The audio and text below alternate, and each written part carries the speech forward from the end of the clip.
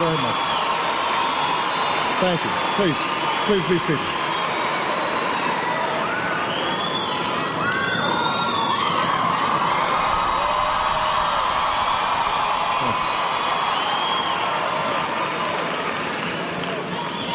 To the families of those we've lost, to all who called them friends, to the students of this university, the public servants who are gathered here, the people of Tucson, and the people of Arizona. I have come here tonight as an American who, like all Americans, kneels to pray with you today and will stand by you tomorrow.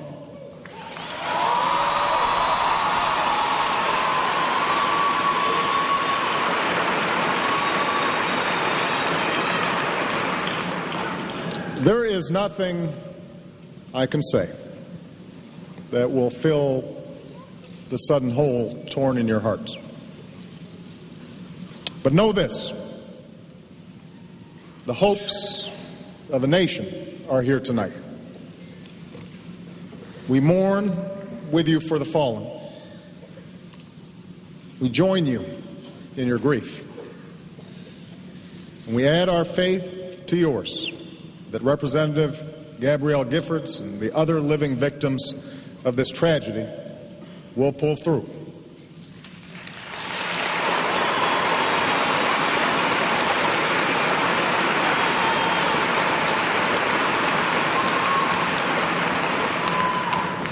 Scripture tells us there is a river whose streams make glad the city of God, the holy place where the Most High dwells.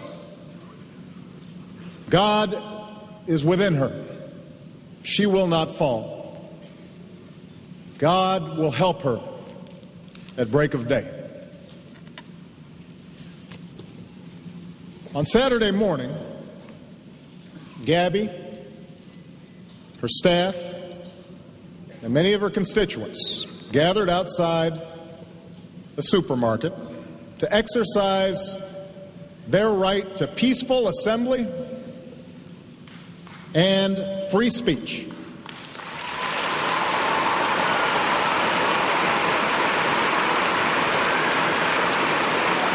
They were fulfilling a central tenet of the democracy envisioned by our founders.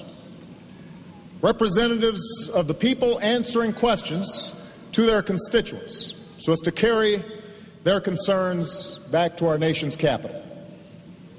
Gabby called it Congress on your corner, just an updated version of government of and by and for the people.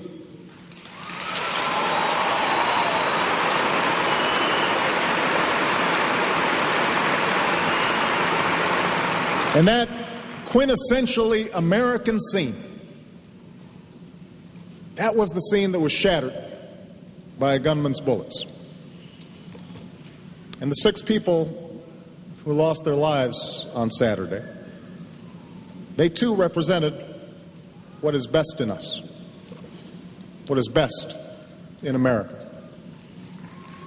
Judge John Roll served our legal system for nearly 40 years.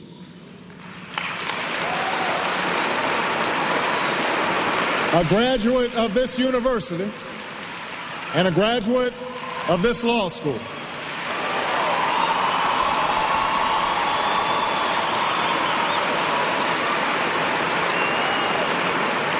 Judge Roll was recommended for the federal bench by John McCain 20 years ago.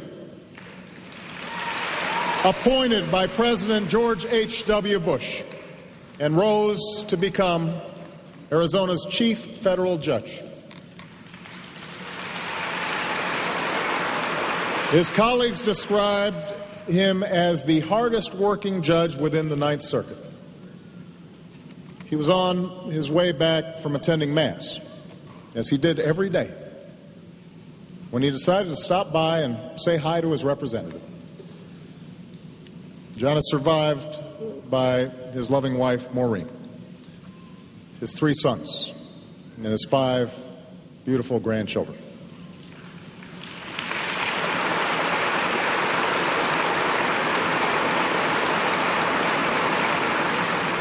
George and Dorothy Morris, Dot, 2 her friends, were high school sweethearts who got married and had 2 daughters.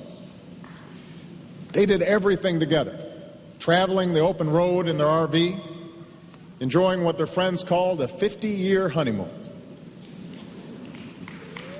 Saturday morning, they went by the Safeway to hear what their congresswoman had to say. When gunfire rang out, George, a former Marine, instinctively tried to shield his wife.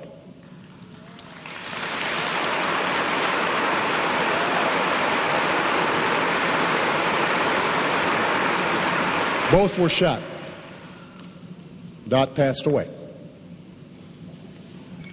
A New Jersey native, Phyllis Schneck, retired to Tucson to beat the snow. But in the summer, she would return east, where her world revolved around her 3 children, her 7 grandchildren, and 2-year-old great-granddaughter. A gifted quilter, she'd often work under a favorite tree, or sometimes she'd sew aprons with the logos of the Jets and the Giants to give out at the church where she volunteered. A Republican, she took a liking to Gabby and wanted to get to know her better.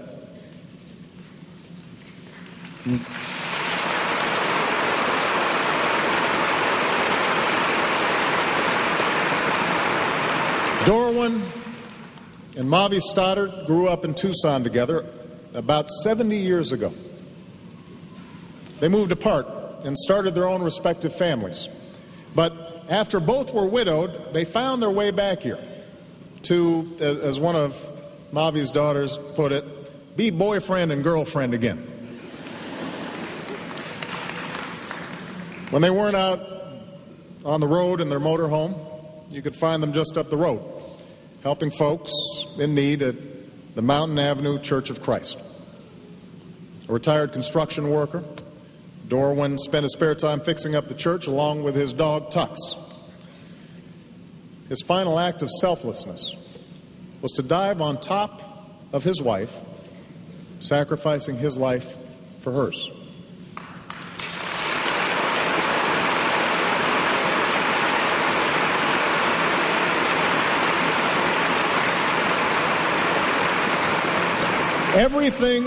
Everything Gabe Zimmerman did, he did with passion. But his true passion was helping people. As Gabby's outreach director, he made the cares of thousands of her constituents his own, seeing to it that seniors got the Medicare benefits that they had earned, that veterans got the medals and the care that they deserved. That government was working for ordinary folks. He died doing what he loved, talking with people and seeing how he could help. And Gabe is survived by his parents, Ross and Emily, his brother Ben, and his fiancée Kelly, who he planned to marry next year.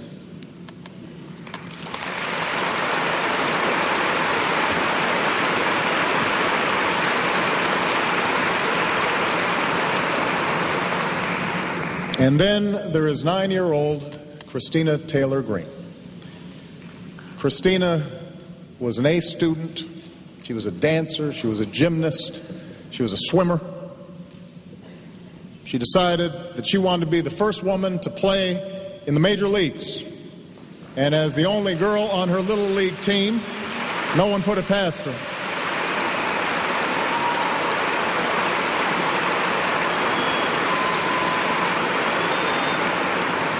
She showed an appreciation for life uncommon for a girl her age.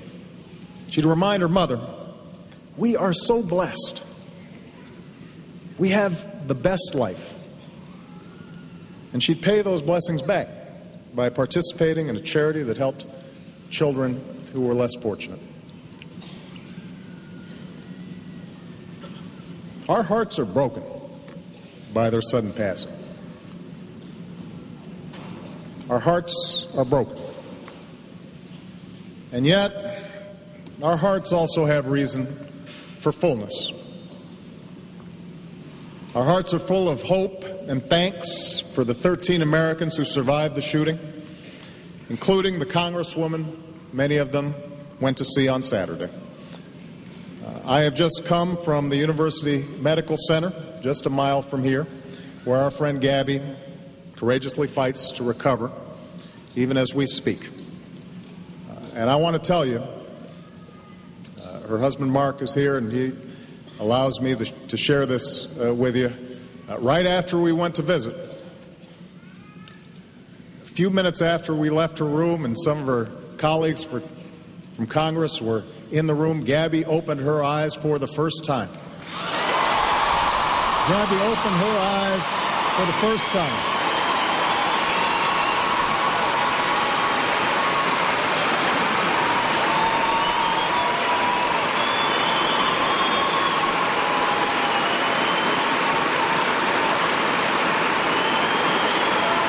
Gabby opened her eyes.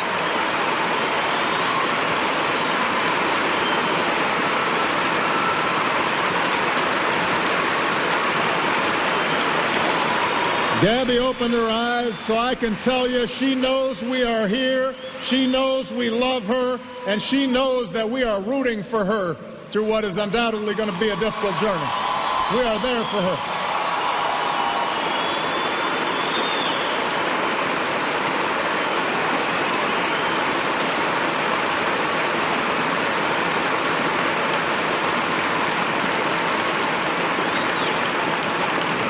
Our hearts are full of thanks for that good news, and our hearts are full of gratitude for those who saved others. We are grateful to Daniel Hernandez, a volunteer in Gabby's office.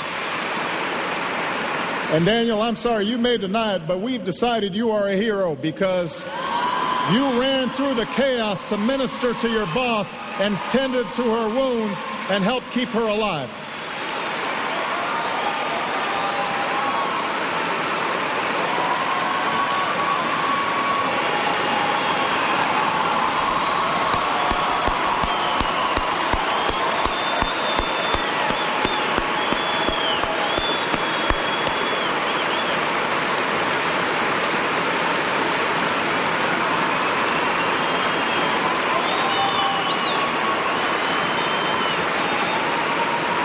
We are grateful to the men who tackled the gunman as he stopped to reload.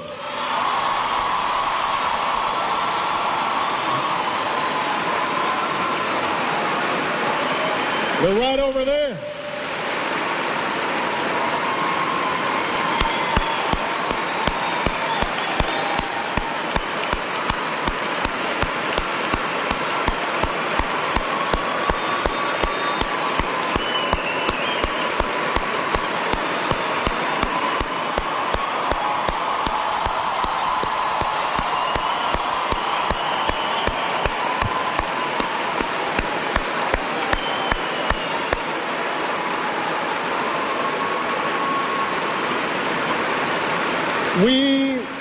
We are grateful for petite Patricia Maish, who wrestled away the killer's ammunition and undoubtedly saved some lives.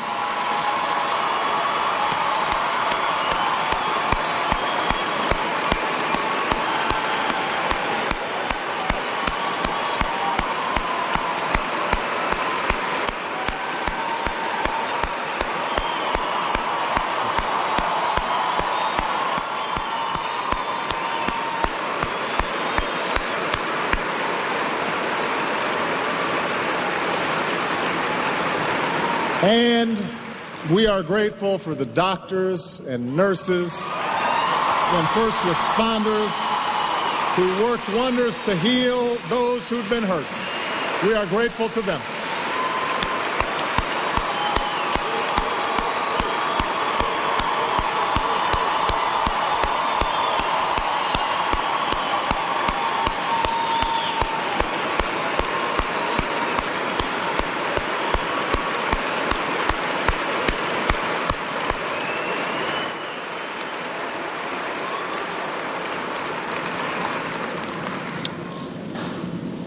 These men and women remind us that heroism is found not only on the fields of battle. They remind us that heroism does not require special training or physical strength. Heroism is here, in the hearts of so many of our fellow citizens, all around us, just waiting to be summoned, as it was on Saturday morning. Their actions, their selflessness, poses a challenge to each of us. It raises a question of what, beyond prayers and expressions of concern, is required of us going forward. How can we honor the fallen? How can we be true to their memory? You see, when a tragedy like this strikes, it is part of our nature to demand explanations, to try to impose some order on the chaos and make sense out of that which seems senseless.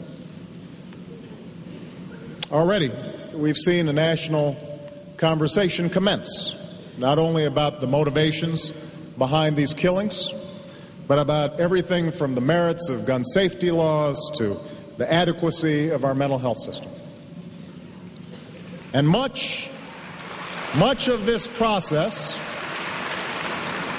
of debating what might be done to prevent such tragedies in the future is an essential ingredient in our exercise of self-government. But at a time when our discourse has become so sharply polarized, at a time when we are far too eager to lay the blame for all that ails the world at the feet of those who happen to think differently than we do, it's important for us to pause for a moment and make sure that we're talking with each other in a way that heals, not in a way that wounds.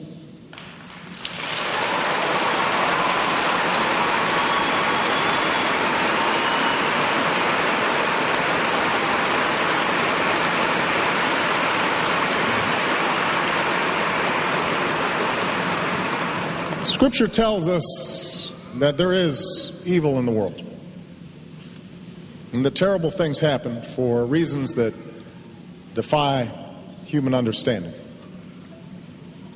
In the words of Job, when I looked for light, then came darkness. Bad things happen, and we have to guard against simple explanations in the aftermath. For the truth is, none of us can know exactly what triggered this vicious attack. None of us can know with any certainty what might have stopped these shots from being fired, or what thoughts lurked in the inner recesses of a violent man's mind. Yes, we have to examine all the facts behind this tragedy. We cannot and will not be passive in the face of such violence. We should be willing to challenge old assumptions in order to lessen the prospects of such violence in the future.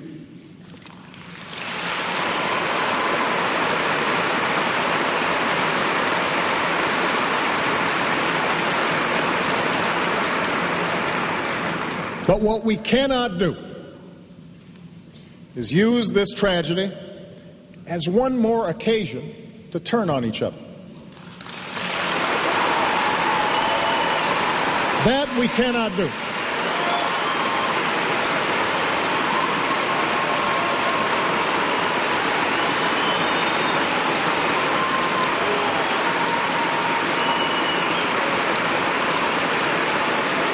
That we cannot do.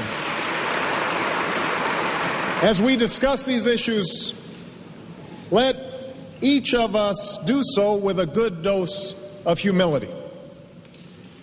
Rather than pointing fingers or assigning blame, let's use this occasion to expand our moral imaginations, to listen to each other more carefully, to sharpen our instincts for empathy, and remind ourselves of all the ways that our hopes and dreams are bound together.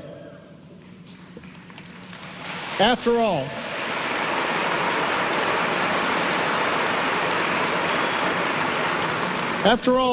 that's what most of us do when we lose somebody in our family, especially if the loss is unexpected. We're shaken out of our routines. We're forced to look inward. We reflect on the past. Did we spend enough time with an aging parent, we wonder? Did we express our gratitude for all the sacrifices that they made for us? Did we tell a spouse just how desperately we love them? Not just once in a while, but every single day. So some loss causes us to look backward, but it also forces us to look forward, to reflect on the present and the future, on the manner in which we live our lives, and nurture our relationships with those who are still with us.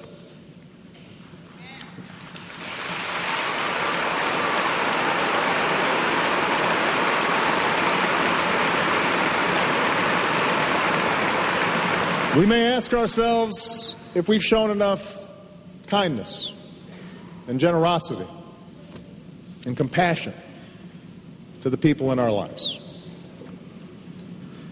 Perhaps we question whether we're doing right by our children or our community, whether our priorities are in order. We recognize our own mortality. And we are reminded that in the fleeting time we have on this earth, what matters is not wealth or status or power or fame, but rather how well we have loved and what small part we have played in making the lives of other people better.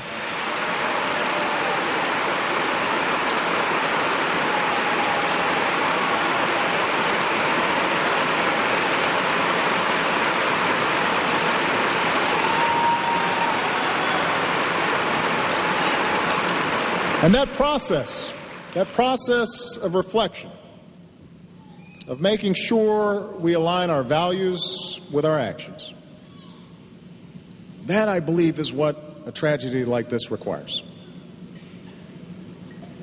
For those who were harmed, those who were killed, they are part of our family. An American family, 300 million strong.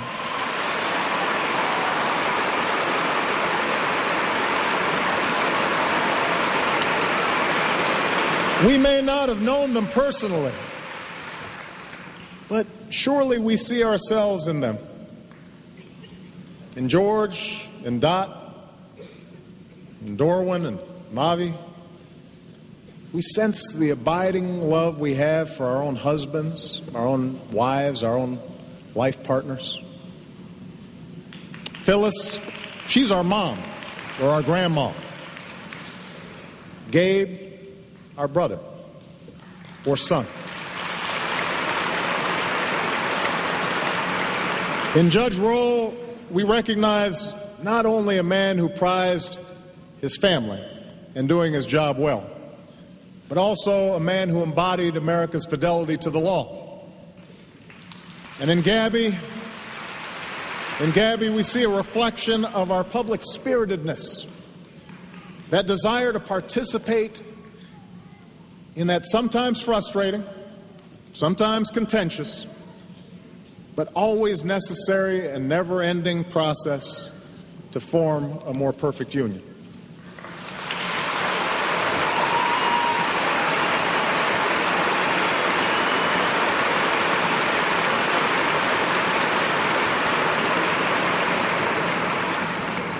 And in Christina, we see all of our children.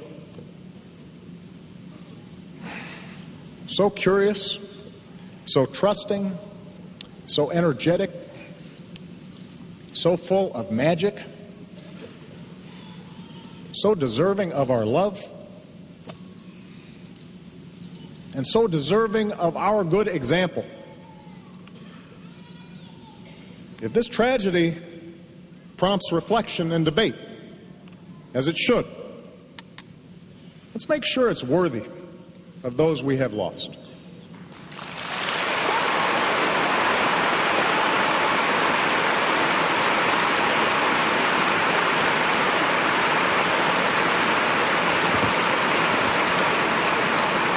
Let's make sure it's not on the usual plane of politics and point scoring and pettiness that drifts away in the next news cycle.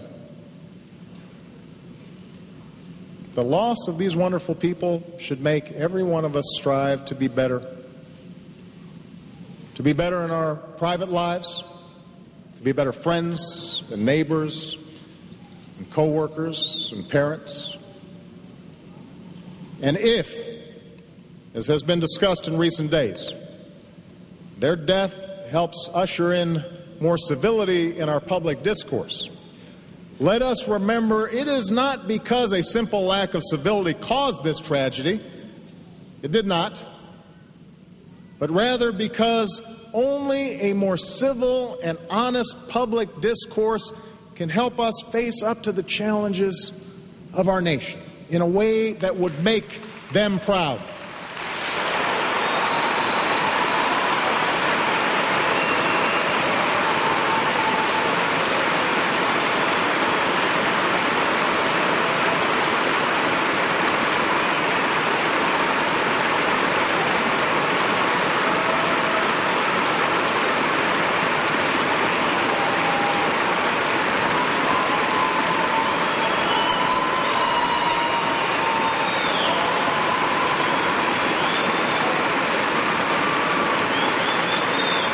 We should be civil because we want to live up to the example of public servants like John Roll and Gabby Giffords, who knew first and foremost that we are all Americans and that we can question each other's ideas without questioning each other's love of country, and that our task, working together, is to constantly widen the circle of our concern so that we bequeath the American dream to future generations.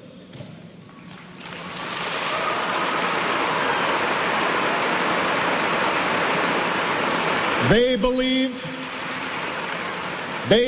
and I believe that we can be better. Those who died here, those who saved lives here, they help me believe.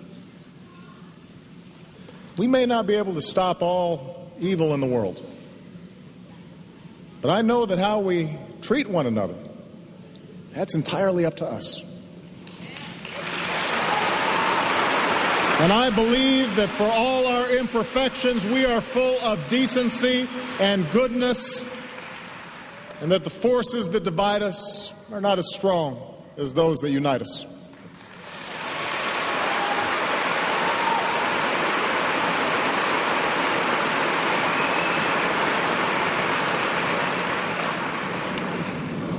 That's what I believe, in part because that's what a child like Christina Taylor Greene believed.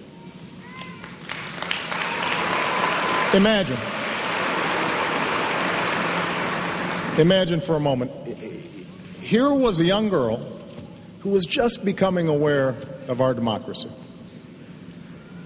just beginning to understand the obligations of citizenship, just starting to glimpse the fact that someday she too might play a part in shaping her nation's future. She had been elected to her student council.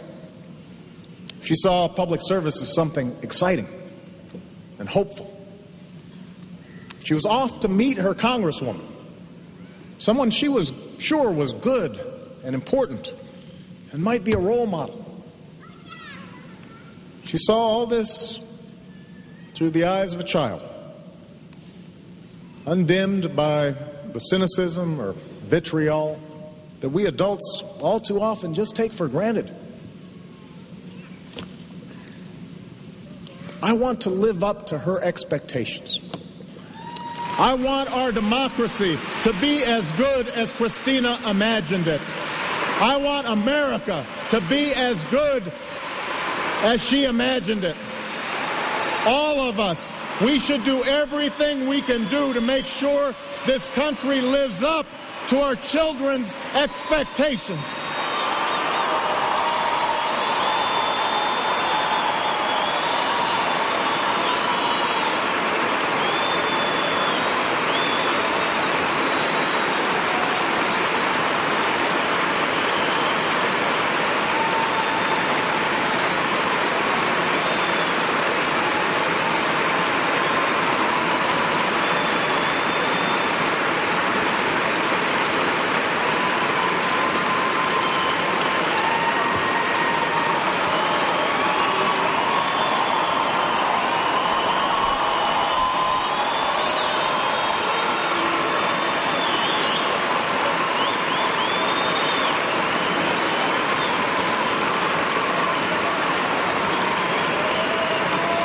As has already been mentioned, Christina was given to us on September 11th, 2001,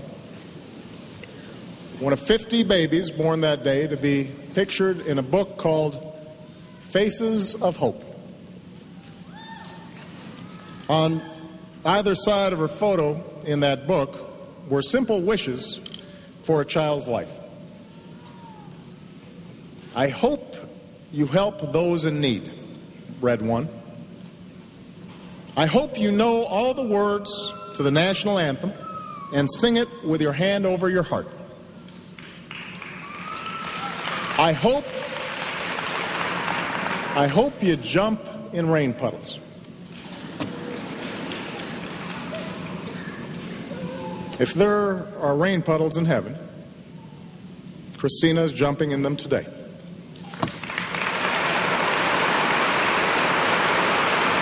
And here on this earth,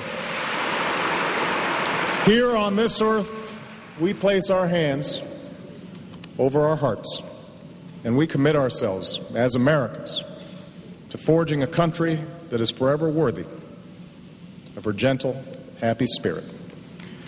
May God bless and keep those we've lost in restful and eternal peace. May He love and watch over the survivors. And may He bless the United States of America.